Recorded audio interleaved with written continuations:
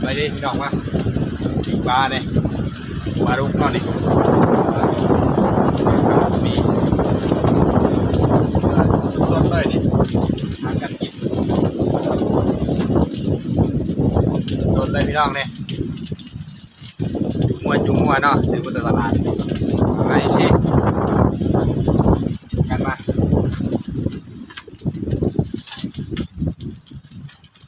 ตั้งยูบุรี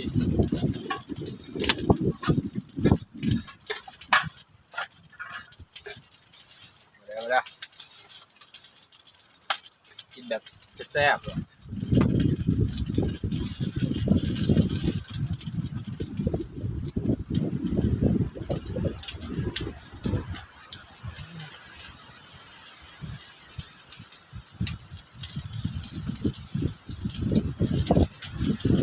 ยูเอาเลยเนาะ